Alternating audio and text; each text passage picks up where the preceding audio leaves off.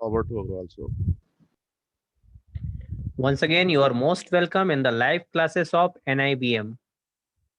So just now we have seen the uses of editorial. Now let's go through the contents of vocab or word power.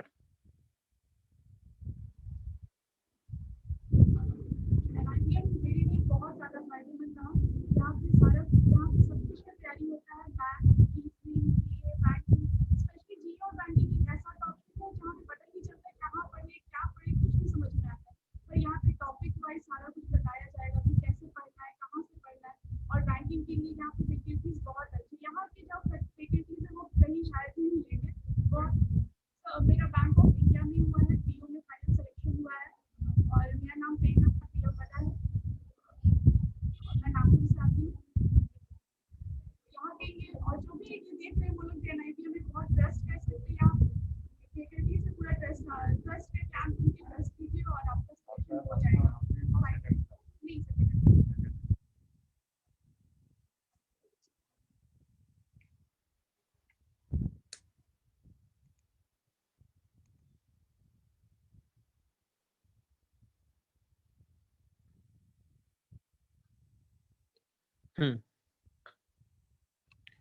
तो last class में भी हम लोगों ने vocab देखा था, राइट?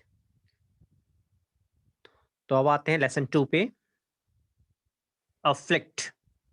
ठीक है, तो देखिए यहाँ पे बहुत सारे इसकी वर्ड की मीनिंग भी बहुत सारे दी हुई है, ठीक है, और सिनोनिम्स इसके साथ साथ एंटोनिम्स भी दिया हुआ है, राइट? अफ्लिक्ट का मतलब होता है अगर कोई आदमी बहुत बुरी तरह से किसी चीज के लिए अफेक्ट हो जाता है तो उसके लिए हम यूज करते हैं अफ्लिक्ट का, राइट? प्रॉब्लम के तौर पे भी हम इसका यूज कर सकते हैं। कन्फर्म, देखिए यहाँ पे दो वर्ड है, कन्फर्म भी है और कन्फर्म भी है। दोनों में डिफरेंस क्या है? आई और ओ का डिफरेंस है। एक जगह पे आई का यूज किया गया है और एक जगह पे ओ का यूज किया गया है। तो confirm, as you people know कि किसी चीज को हम कंफर्म कर देते हैं, मतलब वेरीफाई कर देते हैं, हाँ भाई ठीक है, पक्का हो गया कि I have to meet you, right? Confirm, confirm का हम यूज करते हैं, बहुत ही इंपॉर्टेंट वर्ड है, ध्यान रखिएगा, बहुत सारे एग्जाम में आया भी है ये वर्ड, ठीक है? किसी नियम को पालन करने के लिए हम यूज करते हैं कंफर्म वर्ड का, राइट? और इसका एंटोनिम्स अप्रोप्रिएट नेगेटिव एंटोनिम्स हो सकता है डिसओबे या रिबेल का हम यूज कर सकते हैं।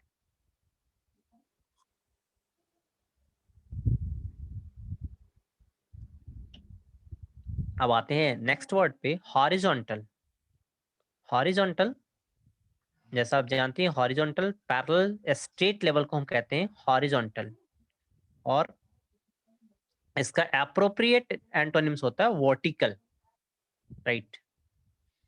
एम्प्लॉय, इम्प्लाई मतलब होता है कहीं पे किसी चीज में हम इन्वॉल्व हो जाना, कोई काम कर रहा है वहां पे अपने आप को जाके इंगेज कर लेना, दैट वर्ड इज इम्प्लाई।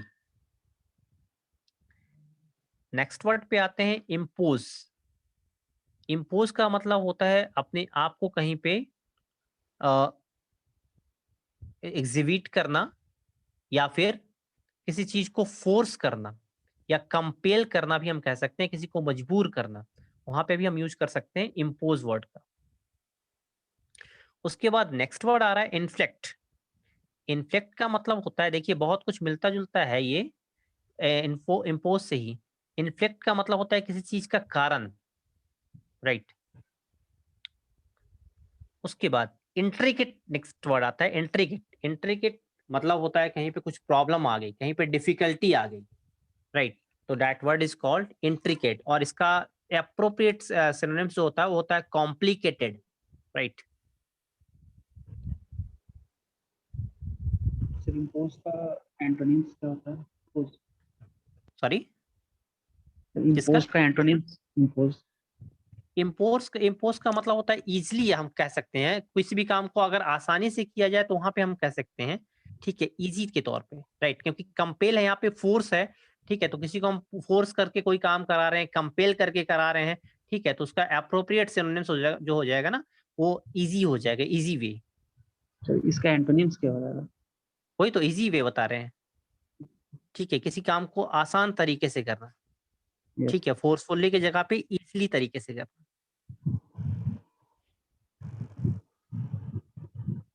और उसके बाद आता है इरिगेट, राइट। इरिगेट का मतलब होता है गीला, वेट भी जिसको कह सकते हैं, ठीक है, या डैम्पेन करना, राइट। लैप्स, लैप्स वर्ड हम लोगों ने पहले भी देखा था, ठीक है। लैप्स मतलब होता है किसी भी चीज का छूट जाना, या मान लीजिए कि आपको अगर मान लीजिए आज पैसा अगर जमा करना है और आज अगर आप जमा नहीं कर पाए और कल अगर आपको जमा करना पड़ा तो फाइन के साथ अगर आप वो पेमेंट करते हैं तो दैट इज कॉल्ड लैप्स, ठीक है। ल्यूमिनस, ल्यूमिनस का मतलब होता है बहुत ही ग्लोइंग करता हुआ, ब्राइट, ठीक है, ब्राइट, चमकीला जिसको कह सकते हैं। मैलिस, मैलिस मतलब ऐसा आदमी जो बहुत ही क्रूएल होता है, ठीक है, उसके लिए हम यूज करते हैं मैलिस वर्ड का। मार्शल जो कि रिलेटेड है बेसिकली मिलिट्री से, ठीक है, तो उस सेंस में हम यूज करते हैं मार्शल वर्ड का।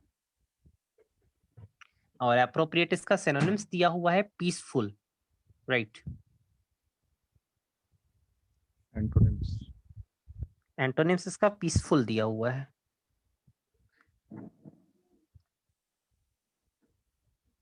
उसके बाद देखिए मिसलेनियस, एस आप जानते हैं कि मिसलेनियस मतलब मिक्स्ड, बहुत सारे जगहों पे इसका यूज होता है, तो in that case we use miscellaneous. और होमोजेनस मतलब एक पर्टिकुलर केस में हम यूज करते हैं तो उसका अप्रोप्रिएट हो जाएगा होमोजेनस, या फिर हम पर्टिकुलर सेंस पर्टिकुलर वर्ड भी यूज कर सकते हैं मिसलेनियस के एंटोनिम्स के तौर पे। ओवरवेलमिंग, ओवरवेलमिंग का मतलब होता है ऐसी, मतलब कि बहुत ज्यादा एक्साइटेड या अनकंट्रोलेबल, मतलब जहां पे हम अपने आप को कंट्रोल नहीं कर पाते हैं, अब अपनी खुशी को दिखा नहीं मतलब जाहिर करने के लिए ओवरवेलमिंग का यूज करते हैं। और इसका एंटोनिम्स होता है इनसिग्निफिकेंट, मतलब रिजर्व में रह के, रिजर्व में रहना। फेनोमेनन, फेनोमेनन जिसका मतलब होता है कोई भी घटना, कोई डिजास्टर, राइट।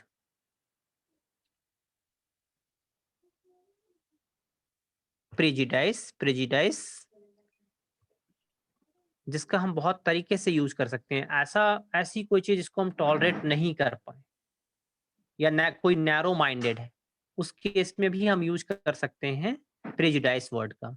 और इसका एप्रोप्रिएट एंटोनिम्स जो होता है टॉलरेंस, मतलब किसी भी चीज को बर्दाश्त करना, ये नाउन के तौर पे यूज किया गया है, right. Tolerate word is verb, और टॉलरेट से बना है टॉलरेंस, ठीक है। इनटॉलरेट हो गया आपका वर्ब, इनटॉलरेट से बन गया इनटॉलरेंस, राइट।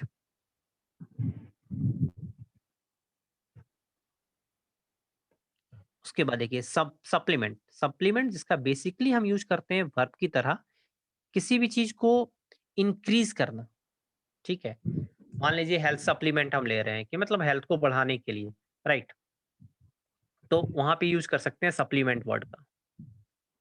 सरमाइस, सरमाइस जिसका यूज हम करते हैं वर्ब की तरह, मतलब किसी भी चीज को कंक्लूड कर देना। आज मेरा टॉपिक भाई this this is the topic and I want to summarise my topic, I mean to say I want to conclude my topic, right. तो देयर वी यूज सरमाइस।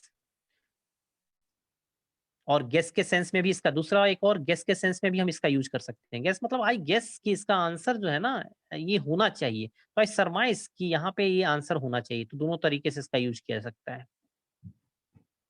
उसके बाद वर्टिकल, जो वर्ड हम लोगों ने पहले देखा था हॉरिजॉन्टल, हॉरिजॉन्टल का जस्ट ये एंटोनिम्स आ गया वर्टिकल, राइट।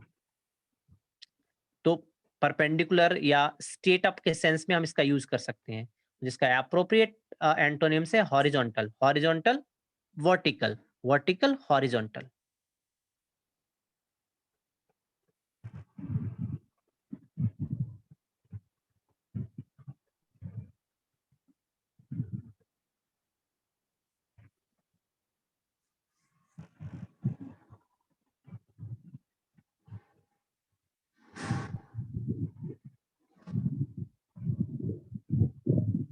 तो it was all about lesson 2, ठीक है। आपको कुछ पूछना है आप लोगों को इसमें?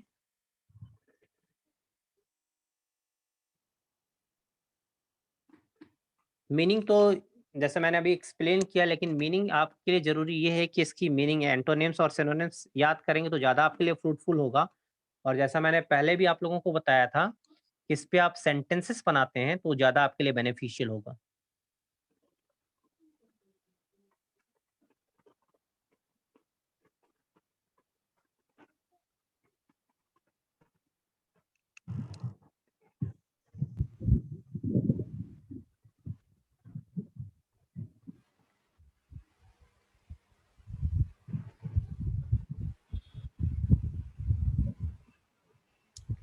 किसी को कोई डाउट है पूछ लीजिए अग्रवाल साहब, कुछ पूछना है? हाँ, students, do you want to ask anything?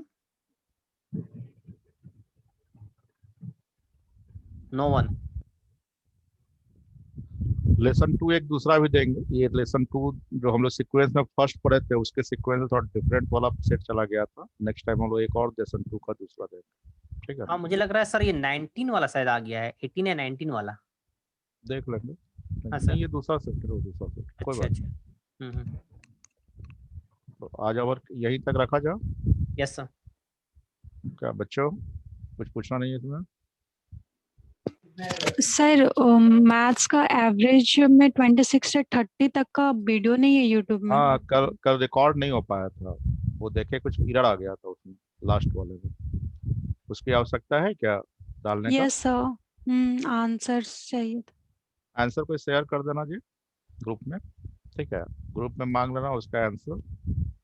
अगर बहुत अर्जेंट होगा तो उसको हम फिर रिकॉर्ड करके डालेंगे, नेक्स्ट क्लास में बतला देंगे 26 to 30, ठीक है ना? यस जो भी डाउट होगा नेक्स्ट क्लास में 26 to 30 देख लेंगे, फिर से हम लोग कर लेंगे, अपलोड कर लेंगे। Okay, any more question? कोई डाउट और? सरकारी नौकरी पाना अब और भी आसान। सर आप जो एक क्वेश्चन भेजे थे उसका आंसर क्या होगा? हम नहीं भेजे थे, एक मिनट रुक जाओ। Specialisation in bank, MBA, SSC, computer, NIBM को अनेकों अवार्ड से सम्मानित किया गया। मैं एनआईबीएम को बधाई देता हूं कि इतने सारे विद्यार्थियों को हर साल बैंकिंग की परीक्षाओं में सफलता दिलवा रही है। NIBM PO maker institute, head office Shri Sai tower. वो को क्या पूछ रही थी अर्पित? वो हमने नहीं भेजा था, कोई स्टूडेंट शेयर किए थे। कौन सा क्वेश्चन था? एक्स का वैल्यू दिया हुआ था 6 और वाई का वैल्यू 5 दिया था वो। Yes sir. अच्छा ठीक है, उसमें डाउट क्लियर नहीं हुआ क्या? डाउट है क्या उसमें? सर बन गया है, बस आंसर आंसर हमको नहीं पता, ठीक है देख लेंगे, उसको देख लेना, डाउट होगा तो फिर हम बना के बतला देंगे, ग्रुप में डाल देंगे, ठीक है ना? ओके, तो आज यही तक रखते हैं हम लोग। ठीक है, थैंक यू सर। ठीक है स्टूडेंट्स, किन्हीं को कुछ कहना तो नहीं है? आज यही तक रखते हैं, फिर देख लेना, अपलोड कर देते हैं वीडियो, और भी पढ़ते रहिएगा। कल एवरेज का क्लास करेंगे हम लोग, रेस्ट बनाएंगे, उसके बाद नेक्स्ट जीएस वगैरह होगा। ओके ओके अग्रवाल साहब, ठीक है? यही okay sir. Thank you sir. Stay home and stay safe everyone. And करता हूँ मैं।